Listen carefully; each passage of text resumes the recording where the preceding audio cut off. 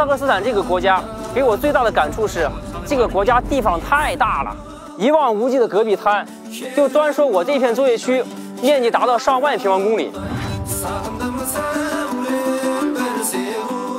我叫王金磊，今年33岁，是一名修井工程师，来哈萨克斯坦工作已经4年多了，专门解决各井上的疑难杂症。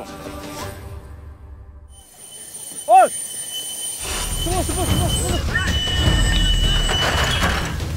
哎！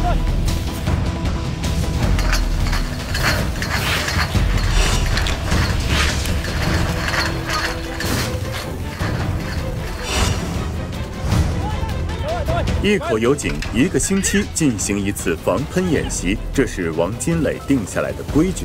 演习按实战要求进行，5名工人要在1分30秒之内制服马上就要失控的油井。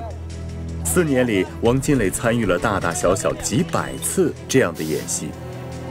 你只有不断的实战演习，真正发生井喷的时候，你才能够实打实的把这井关死，防止井喷失控。库姆科尔油田是中国在哈萨克斯坦投资的重点能源项目，位于该国南部戈壁腹地。由于地质条件复杂，油田被分成了18个作业区，370多口油井。作为修井部经理，王金磊的主要工作就是每天奔走在这几百口油井之间，治病救井。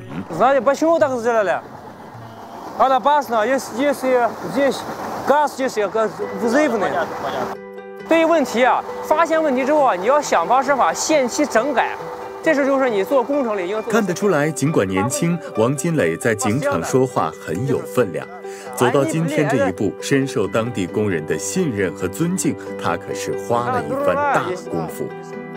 2013年，从俄罗斯石油天然气大学毕业的海归硕士王金磊主动请缨，从国内的辽河油田调到了哈萨克斯坦，一头扎进了这片戈壁滩。整个修井队有150多人，王金磊是唯一的中国人。为了尽快融入当地，他到这里做的第一件事就是和哈方工人一起住到了井上。这个地方就是我们的那个活动板房，平时的时候生活办公都在这里边。这个既是个床，其实呢，它还是一个工具箱。你把这床掀开，看到没有？刚来到这片戈壁滩时，王金磊曾感觉十分新奇，但很快他发现这里的条件之艰苦，远超最初的想象。戈壁滩上气候多变，夏天最高气温近50度，冬天最低气温是零下40几度。而且一到晚上就会变得危机四伏。当时夜里边在录井房里，我在那正值班的时候，就看见一会儿狗老叫唤，怎么老叫的？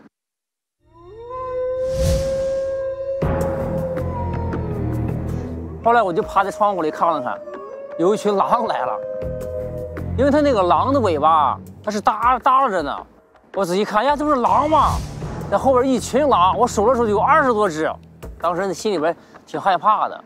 当地工人告诉王金磊，戈壁滩上有很多野狼，晚上如果要外出，起码得有3个人陪伴，不然很容易遭到狼的攻击。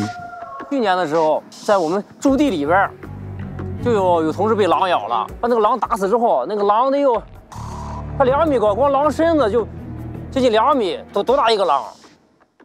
比艰苦的自然条件更难应付的是中哈两国不同的管理方式和文化。首先，王金磊发现，在中国技术人员面前，哈萨克斯坦人有一种优越感，他们认为苏联时期自己也是石油领域的老大哥，因此对中国人的能力很是怀疑。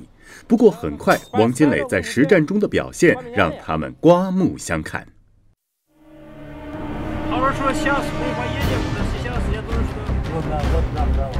这天深夜，距离生活基地60多公里的一口油井，在作业过程中突然发生故障。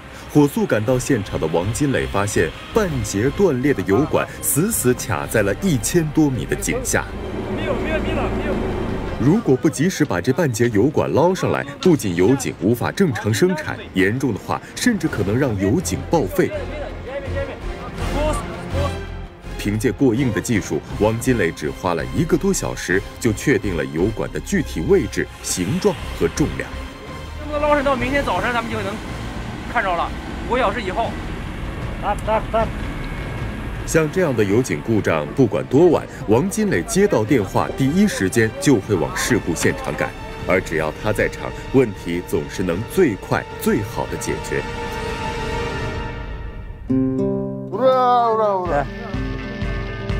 这个就是我们昨天晚上的落鱼，现在因为今天打捞上来之后，这口井马上就能投入生产了。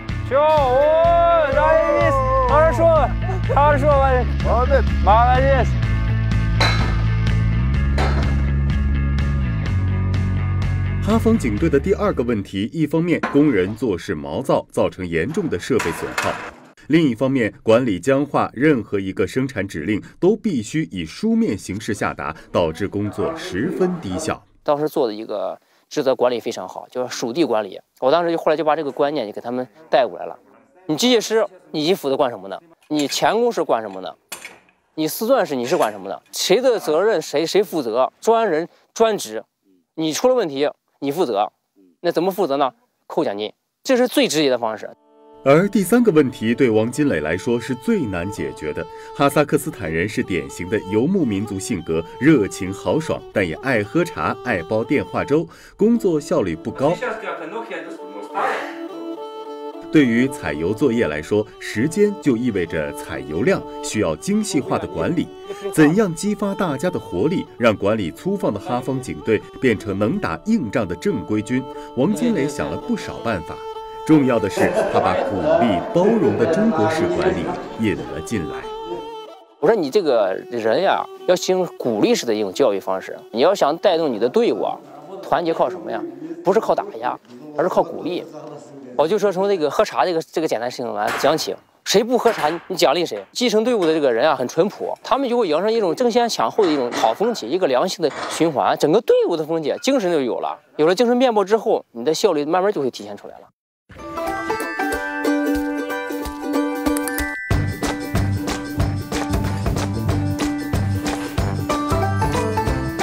这地方种蔬菜是不是也不好种啊？对，不好种，对，不好种。除此之外，王金磊的管理还极富人情味儿。当他发现当地没有绿色蔬菜，很多警队工人面临肥胖、三高等健康问题时，特意跑到1000多公里之外的阿克鸠宾，去一个大型蔬菜种植基地取经。Анрайная почва тоже много песок, да? Сейчас сентября мы посадили, а сейчас они. 感觉阿克鸠宾人家那里啊，搞的蔬菜大棚啊，太成功了。我们回来之后应该结合自己的情况，好好学习学习，也搞一个自己的大棚，解决兄弟们的这个伙食问题。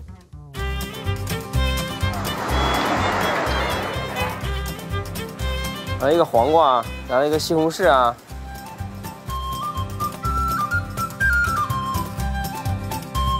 走你！但是这个土壤还是别说，沙子有点太多了。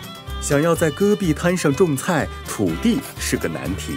如何让贫瘠的盐碱沙地变得适合蔬菜生长？王金磊盯上了附近牧民家里的骆驼粪。我们啊，得去弄点东西，改善一下这个土壤，要不然这菜没法长啊。给这是个意思，他在说什么戏吧？我在说，说戏吧。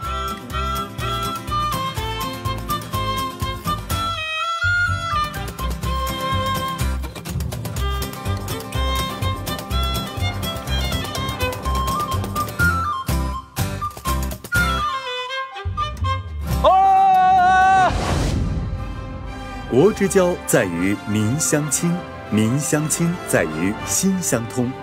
自从习近平总书记2013年在哈萨克斯坦首次提出“一带一路”倡议以来，中哈2个国家的联系变得越来越紧密。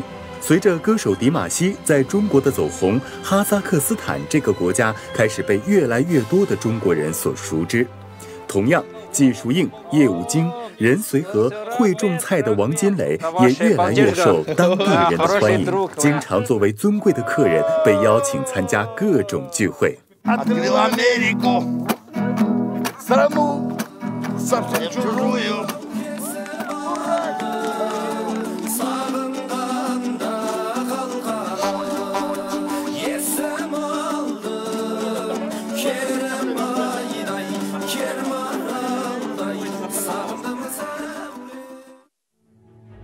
新的一天又开始了。从库姆科尔基地到油田作业区，王金磊总会经过几个巨型的储油罐。这里是中哈原油管道的起点，我们每天采的油就是通过这根管线运到了中国。全长2833公里的中哈原油管道由中国和哈萨克斯坦合作建成，是哈国第一条直接与国际终端市场相连的管道。目前已累计向中国输油超过1亿吨。他们不仅为哈萨克斯坦带来实实在在的经济利益，而且进一步密切了中哈经贸关系。20年来，中哈油气合作成果丰硕，中国石油累计在哈投资420多亿元，直接提供就业岗位3万多个。资源丰富的哈萨克斯坦与市场庞大的中国已成为息息相关、合作共赢的典范，成为中国政府倡导的各国人民同心协力构建人类命运共同体理念的生动展示。4年时间，王金磊说，他感觉自己已经融入了这里的戈壁，这里的油田，这里周而复始的简单生活。甚至他现在看到狼群也不再害怕，反倒觉得自己应该像狼一样，再恶劣的环境也能呼啸奔跑。我觉得我的青春还很长，我觉得我心态挺年轻的。我不认为说我现在已经把青春洒在这片地上了，我的青春刚刚开始。